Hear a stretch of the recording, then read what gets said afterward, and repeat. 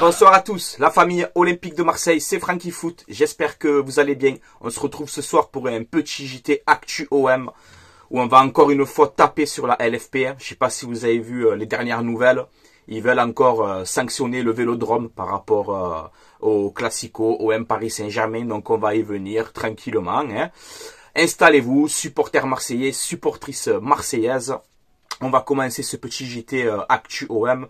Merci de votre soutien, encore une fois, la team OM, supporters marseillais, supportrices marseillaises. N'hésitez pas à vous abonner à ma chaîne YouTube aussi, si vous aimez mon contenu. Si vous aimez ce que je fais, c'est gratuit. Ça donne énormément de soutien. On approche les 14 000 abonnés, donc merci beaucoup à tout le monde. Voilà les gars. Allez, on enchaîne directement ce petit JT Actu OM avec Balerdi et Rulli, qui sont de nouveau sélectionnés avec l'Argentine. Ils ont été appelés par Scaloni. Donc voilà, c'est bien pour eux. J'espère pas de blessure. Pas de blessure s'il vous plaît. Avec cette trêve internationale. Pas de blessure parce qu'on en a marre. Ensuite, on peut voir qu'au sein du club, mais enfin pas du club, le club soutient quand même Ali Zarak. L'embrouille un peu avec Papin là. On nous dit que les méthodes de Ali Zarak sont peu appréciées par l'entourage des joueurs, mais en interne, le club soutient totalement Ali Zarak dans ses méthodes. Bon, écoutez les gars, franchement, j'en sais pas plus, je vais pas commencer à inventer des choses. On va laisser le club gérer tout ça, voilà, parce que franchement, je comprends plus rien, voilà. Ensuite, on a Neil Maupay qui a marqué des points après son match face à Nantes. Donc, le staff de l'OM, le staff de Roberto De Zerbi et Roberto De Zerbi, justement, ont beaucoup apprécié ses qualités dos au but, sa manière de décrocher pour venir chercher les ballons, ses déviations. Il a été buteur, il avait un client quand même comme Palois. Tout le monde se moque de Palois, mais il faut le tenir physiquement à Palois. Moi, je vous le dis parce qu'il te rentre dedans, clairement. Donc voilà, il a marqué des points. Il a apprécié aussi au sein du club, au sein du vestiaire. Voilà, il est jovial, il est de bonne humeur, il est sérieux à l'entraînement, il est déterminé. Voilà, le Maupay, tu vois. Là, on a Roberto De Zerbi qui n'enterre pas, qui n'oublie pas Eli Wahi. On le sait que Roberto De Zerbi le soutient et essaye de le mettre en confiance à Eli Wahi. Mais contre Auxerre, bon, vendredi, je pense que ça sera Neil Maupay titulaire. Après, c'est pas interdit de tenter avec les deux, avec Maupay et Wahi, pourquoi pas aussi. On verra bien les gars. Ensuite, on a Roberto De Zerbi. Alors là, pour l'instant, on est en 4-3-3. On est en 4-3-3 et Rabiot joue milieu relayeur côté droit. Donc sur son faux pied, vu que Rabiot est gaucher. Jusque-là, tu me suis. Donc là, Roberto De Zerbi il nous explique pourquoi. Il préfère que Rabiot joue donc milieu relayeur côté droit dans ce 4-3-3. Parce qu'il préfère avoir des faux pieds pour combiner vers l'axe et laisser le couloir pour les excentrés, tu vois.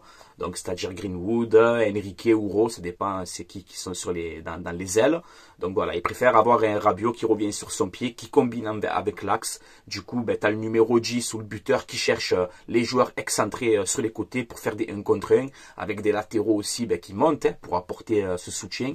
Bon, c'est vraiment tactique, mais voilà. Rabiot, ça va, il va pas jouer en 6. Il va pas jouer non plus milieu central gauche, même si dans le 4-3-3, tu peux très bien mettre Rabiot à gauche, Harit Tangis, enfin bref, bon, on verra. En tout cas, c'est le système de Zerbi, il préfère les faux pieds. Voilà, et ça se fait beaucoup dans le foot moderne, les faux pieds. Voilà. Les faux pieds, c'est les droitiers qui jouent à gauche et les gauchers qui jouent à droite. Voilà, c'est ça les faux pieds, les gars.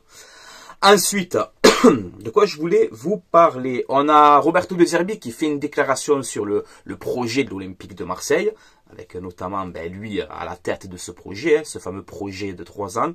Donc là, Roberto De Zerbi nous explique que la construction prend du temps. Il faudra réussir à dépasser ces obstacles. Parfois, ça passera par des défaites. Voilà, donc il y a la méthode de Zerbi à apprendre, ce qu'il veut mettre en place. Il n'a pas encore aussi tous les joueurs qu'il veut aussi, tu vois. Un projet de 3 ans, c'est très long, tu vois. Est-ce qu'il va réussir? Je l'espère. Mais en tout cas, voilà, il nous fait comprendre que l'OM va pas se construire, son projet va pas se construire en 3 mois, quoi. Il faut un petit peu du temps. Voilà, donc bon. Ça, c'est quand même assez logique. Même si à l'OM, malheureusement, on n'a pas trop de patience. Voilà, c'est ça le problème, tu vois. Il suffit que tu enchaînes 3-4 défaites d'affilée. Voilà, c'est compliqué. C'est ça Marseille, c'est l'OM les gars, on peut rien y faire. Voilà. Donc je le dis encore une fois, total soutien à Roberto De Zerbi. Il faut le laisser travailler, il faut laisser le temps. Pour l'instant, on est deuxième du championnat. Donc il n'y a pas le feu aux poudres, comme on dit. Mais voilà, il faut le laisser travailler sereinement et tranquillement. Et j'espère qu'il va y arriver. Voilà, je l'espère du fond du cœur, tu vois. Ulysse Garcia fait son retour à l'entraînement collectif. Donc ça, c'est bien. Hein. Là, tu as Merlin et Ulysse Garcia au poste de latéral gauche. Donc ça sert à rien de mettre des brassiers arrière gauche, s'il vous plaît. Et mettre des Kondogbia en défenseur central. Si on peut éviter, ça serait bien. C'est que mon avis de supporter. Ensuite, les gars, on a des nouvelles un peu, quelques rumeurs mercato. Bon, il y a une rumeur mercato et une bonne nouvelle pour les jeunes aussi. On a Yanis Selami, le milieu de terrain très très jeune, qui est très très bon d'ailleurs. J'aime beaucoup ce jeune joueur qui va prolonger son contrat avec l'Olympique de Marseille. Donc ça, c'est une excellente nouvelle. Par contre, voilà, c'est vrai, les jeunes, on les prolonge, etc. Sternal, on le garde. Selami, on va le garder. On a Bacola, on a Lafont. On a tous ces jeunes-là. Par contre, on les voit jamais. On les voit jamais. Donc bon, oui, il faut les préparer un petit peu. Mais bon, à l'OM, quand même, c'est dur. Franchement, c'est dur. C'est des jeunes qui ont gagné la Gambardella. Alors, ok, il y a un monde d'écart entre la réserve et le monde de pro, il n'y a pas de problème. Mais bon, c'est vrai qu'on a des petits jeunes, on aimerait bien les voir un peu plus souvent, les faire rentrer un petit peu, voir ce qu'ils apportent. C'est bien beau d'avoir des jeunes talents, mais à un moment donné, il va falloir un peu les faire rentrer, tu vois, 5, 10 minutes, voir un petit peu, tu vois, je sais pas. Mais bon, on verra bien les gars. En tout cas, c'est une bonne nouvelle pour Yanis Selami, qui reste à l'Olympique de Marseille. Ensuite, l'OM piste Osayi Samuel. Donc c'est un arrière droit de 26 ans qui joue à Fenerbahçe en Turquie. Il est en fin de contrat à la fin de la saison. Il joue pour le Nigeria. Donc s'il y a des supporters du Nigeria qui le connaissent, ben, dites-moi en commentaire si c'est un bon joueur ou pas. Voilà, l'OM le piste. Après ça parle aussi de Calabria, l'arrière droit du Milan qui est en fin de contrat. Piste Serie A, Longoria, Benassia, bref, on verra bien.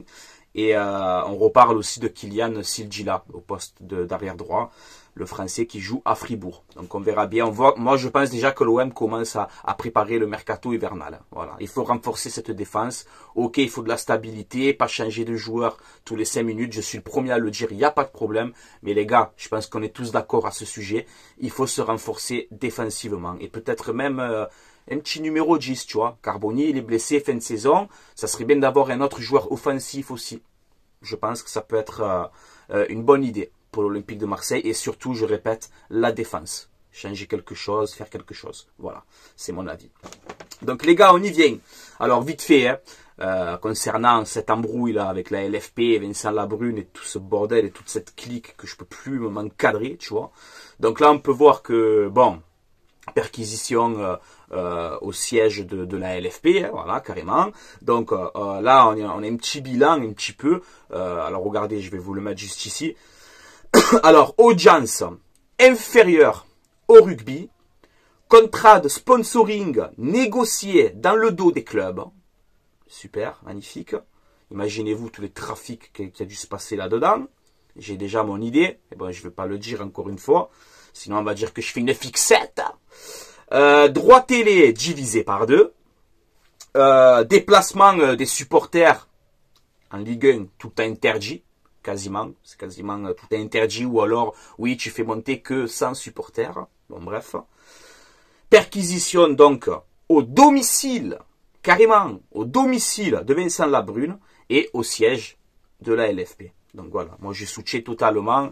Il faut qu'on arrive un peu à faire tomber les masques de tous ces gens-là. Parce que le foot français, je le répète encore une fois, le foot français me fait très peur dans l'avenir. Il y a des gros problèmes avec DAZN. Peut-être qu'ils veulent tout arrêter parce qu'ils n'ont pas atteint le nombre d'abonnés. C'est le bordel au sein de la LFP, pour les droits télé, pour les supporters, pour l'arbitrage, pour tout ce que tu veux. Voilà. Là, je viens d'apprendre qu'apparemment, il y a l'arbitre de Nantes-Marseille qui va être sanctionné.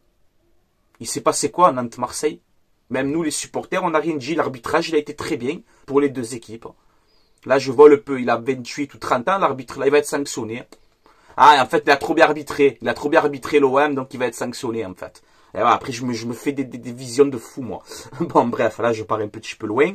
Mais pour finir, le sujet de cette vidéo, pour finir, écoutez bien.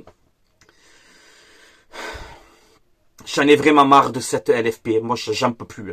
Franchement, hein, j'en peux plus. Les dirigeants de l'OM, faites quelque chose. Hein. Même si on se fait sanctionner, qu'on se prend, c'est pas grave, hein, mais il faut monter au créneau. Hein. C'est quoi encore cette nouvelle de merde qu'on vient d'apprendre? Alors, la LFP, alors, possible sanction pour le Vélodrome, pour les supporters de l'OM. Alors, possible sanction de la commission de discipline ce soir, donc dans la soirée, là.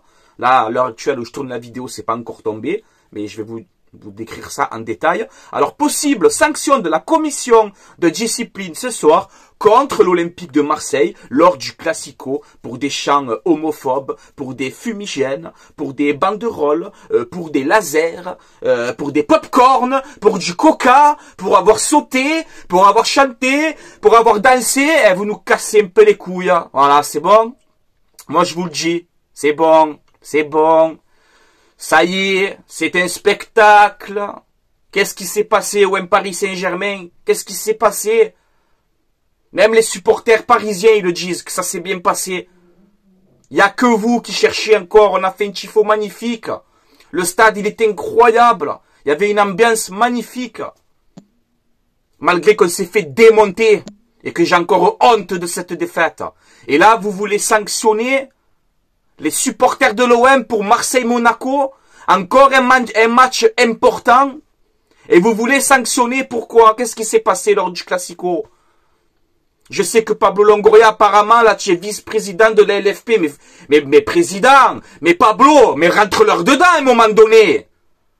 Pourquoi on va sanctionner les supporters pour OM Monaco? Donc ça veut dire quoi? OM Monaco, très belle affiche de Ligue 1. Eh ben on va faire encore un virage et on va se prendre une amende. Et vous cassez les couilles. Hein. Franchement, excusez-moi, hein, mais stop. Stop, j'en ai vraiment marre. C'est une honte absolue. Voilà. Donc possible, hein, pour l'instant, c'est pas officiel à l'heure où je te fais la vidéo. Tu vois, je sais pas vers quelle heure elle va sortir ma vidéo.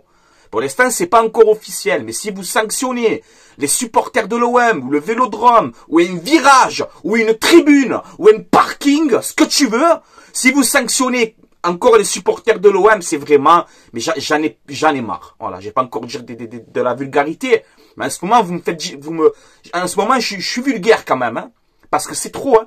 C'est trop cette ligue, cette LFP. Occupez-vous du championnat, occupez-vous de vos conneries, hein, que vous êtes en train de tomber de toute façon. La LFP et la ligue, là, vous êtes en train de tomber. Moi, j'espère que les gens, ils vont vraiment découvrir ce qui se passe dans cette LFP avec la Brune et tous ses collègues, là, hein. Perquisition et tout, t'inquiète pas, de toute façon, on va savoir ce qui se passe. Par contre, pour sanctionner les Marseillais, les supporters de l'OM, vous êtes les premiers. Pourquoi? Qu'est-ce qu'on a fait? Tu sais quoi, les gars? La famille OM. Je vais vous laisser sur des images magnifiques dans cette vidéo. N'hésitez pas à vous abonner à la chaîne YouTube Franky Foot Débrief, les Marseillais et les Marseillaises, pour leur montrer la puissance, tu vois, la puissance de Marseille, tu vois, pour les emmerder encore plus à cette LFP. Regarde, Monsieur Vincent Labrune. Monsieur Vincent Labrune et ta LFP et tes collègues. Je vais te mettre des images à la fin de cette vidéo. River Plate Boca Junior, le choc en Argentine. Je vais te montrer c'est quoi un public, un stade incroyable et qu'on peut le faire au Vélodrome. Seulement, vous arrêtez pas de l'interdire. Vous êtes en train de tuer le foot français. Vous êtes en train de tuer les supporters, l'arbitrage, tout. Vous êtes en train de faire n'importe quoi alors que vous êtes les pires. Les pires, à faire des coups dans le dos de tout le monde, on négocie derrière les clubs et on fait ci, on fait ça, hein. Et vous voulez sanctionner les supporters pour Marseille-Monaco, parce que c'est un choc, hein. Franchement, honte à la LFP, honte à vous, je peux plus vous voir, même dire LFP, je bégaye, même dire LFP, ça me met les nerfs, gros, ça me met les nerfs, j'en peux plus de ces gens, je n'en peux plus de ces gens, les gars, vraiment, j'en peux plus, voilà. Donc, je vais te laisser sur sur cette intro de fin magnifique. Regardez les gars, River Plate, Boca Junior, regardez-moi cette ambiance. Tifo, fumigène, spectacle, c'est beau, c'est magnifique, c'est le football. C'est tout simplement le football. Quand c'est bien géré dans le stade, que tu fais des fumigènes, un peu ce que tu veux, tu fais ce que tu veux. Tant que c'est bien fait, que c'est bien géré, qu'il n'y a pas de drame, qu'il n'y a rien du tout, que c'est bien fait, que c'est bien géré par tout le monde, pourquoi on se prive en Ligue 1 de ça? Pourquoi? Tu vas sanctionner les supporters de l'OM là pour un laser? Arrête un petit peu. Regardez c'est quoi un public de foot et un spectacle dans les tribunes et au Vélodrome. Et au Vélodrome, on peut le faire et peut-être mieux que les images que je vais vous montrer. Peut-être qu'on peut faire mieux, tu vois. Mais seulement on interdit tout le temps et on sanctionne tout le temps. Bon les gars, je vous laisse là. Allez l'OM, à la vie, à la mort comme d'habitude. Et tiens, Vincent Labrune et la LFP, tenez, c'est pour vous ça. Allez, hein, bande de comiques que vous êtes. Ah, je peux plus. La LFP, je peux plus. Je ne peux plus. Allez, force à la team OM, aux Marseillais et aux Marseillaises. Allez l'OM, à la vie, à la mort. Ciao, ciao tout le monde.